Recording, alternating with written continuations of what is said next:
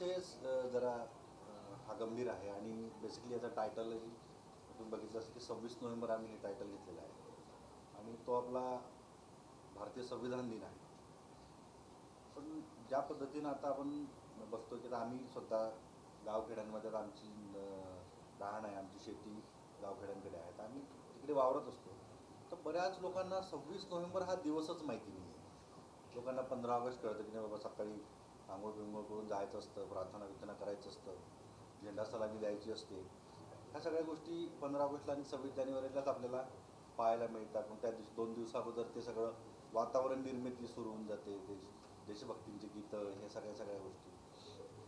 पण हे 2 दिवस जेवढे महत्त्वाचे आहेत, तर त्याच पद्धतीनं 26 नोव्हेंबर या दिवशी बाबासाहेबांनी संविधान संसदेला सुपूर्द केलं आणि ते आपल्या लोकांनी स्वतःला अर्पण करून घेतलं आपण.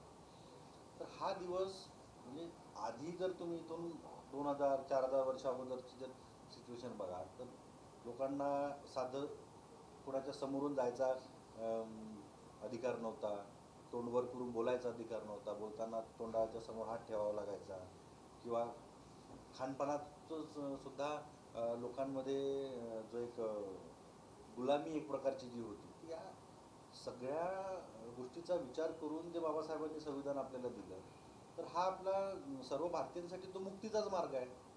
म्हणजे एवढ्या वर्षाच्या जाचातून आपण आज 26 नोव्हेंबरला आपण मुक्त झालो, तर तो दिवस आपल्यासाठी किती मोठा असायला पाहिजे. पण त्या दिवसाची जाणच नाही लोकांना.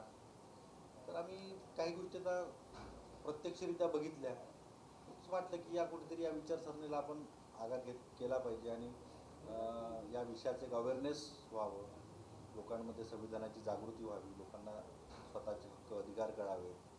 आणि जर शाळा महाविद्यालयांमध्ये जर त्या इयरली पॅटर्ननुसार किंवा त्यांच्या पात्रतेनुसार संविधानाचा कोणताही जो त्या वयानुसार समजण्यासारखा जो भाग आहे, तो जर का सिलेबसमध्ये जर ॲड झाला, तर कदाचित संविधान हे मुलांना लहानपणापासून कळेल. खूप महत्त्वाचं पॉईंट आहे, कारण हे आजच्या काळामध्ये नेसेसरी आहे. शाळेमधून जर ते शिक्षणामध्ये ॲड केलं गेलं, काय कलम असतात, काय काय आपले राईट्स असतात, तर थोडं ते नॉलेज. तर तो एक उद्देश आमचा होता आणि तो विषय घेऊन मग मी सरांकडे गेलो आणि सर पण साधारण 1992 पासून सातत्यानं संविधान जागृतीचे कार्यक्रम करतात, लोकांना अवेअर करण्याचे कार्यक्रम करतात आणि विविध सामाजिक प्रश्नांसाठी सर नेहमी तत्पर असतात. लोकांच्या हिताचं रक्षण कसं करता येईल, सामाजिक मुद्दे जे सरकार अनपेक्षितपणे का होईना सरकार टाळण्याचा प्रयत्न करतो, त्या मुद्द्यांसाठीही सर नेहमी समोर असतात, तत्पर असतात. तो विषय मी सरांसमोर मांडला आणि तो त्यांना आवडला आणि मग तिथून हा चित्रपट करायचा असं हा विषय चांगला होता, पण एक फिल्म करायची माझ्यासाठी सगळं नवीन होतं ते. त्यामुळं मी जे आमचे को प्रोड्युसर आहेत त्यांना बोलावलं, त्यांना स्क्रिप्ट दिली आणि काय करता येईल ते बघावं असं करून मग आम्ही ते सुरुवात केली. तर या प्रोजेक्टला जवळपास आम्हाला 3 वर्ष लागले असं गृहीत धरा. म्हणजे एक कथा आणि त्या कथेवर मग एक फिल्मची स्क्रिप्ट निर्माण करायची. तर हे सगळं काम आम्हाला करावं लागलं आणि हे खरं आहे की लोकांना संविधानाबद्दलची किंवा आपले अधिकार काय आणि कर्तव्य काय याची जाणीव जे गेल्या 75 वर्षात व्हायला पाहिजे होती, म्हणजे गावखेड्यापर्यंत पोचायला पाहिजे होती, ते पोचलं नाही. आणि म्हणून ही गरज भासली की नाही हे झालं पाहिजे. मुद्दा असा आहे की संविधानामध्ये देश कशा चालला पाहिजे, चालवावा याचं पूर्ण मार्गदर्शन केलेलं आहे. मग एका बाजूला म्हटलं आहे संविधानामध्ये की देशाला राष्ट्रपती असला पाहिजे आहे, प्रधानमंत्री असला पाहिजे आहे, त्यांना काय अधिकार असले पाहिजे ते आहेत, त्यांना काय वेतन भत्ते असले पाहिजे तेही सगळं आहे. म्हणजे जे या संविधानाचं पालन लोकांच्या हितासाठी करणार आहेत, त्या संविधान पालनकर्त्यांसाठीची सगळी व्यवस्था जी आहे ती सगळी आम्ही बघतो.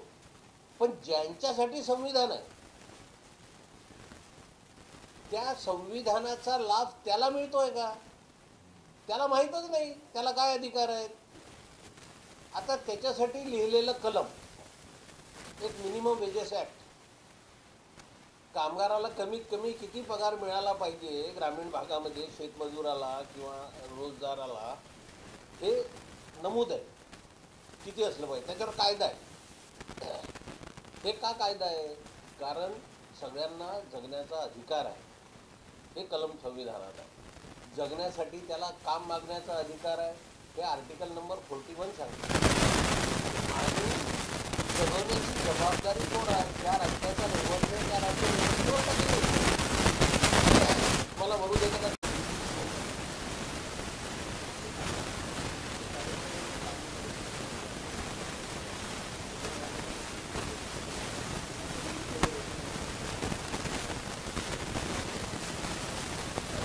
सुरुवातीला व्यवस्थित होते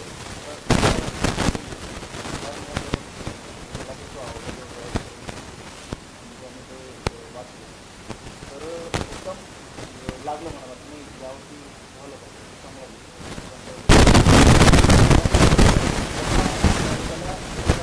म्हणजे प्रतिजाती होता हा विषय आणि तो सिग्नेटिव्ह बनवला, तर यासाठी आम्ही सगळ्यांनी खूप मेहनत केली.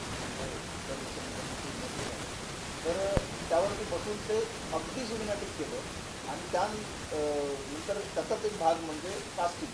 मग कास्टिंग खरं तर अर्ध्या जास्त लोकांना तो आधीच बोलून ठेवला होता. मग यांच्याकडे जेव्हा गेलो आम्ही ते काही खूप असं बिनवावं लागलं नाही. पहिल्यांदा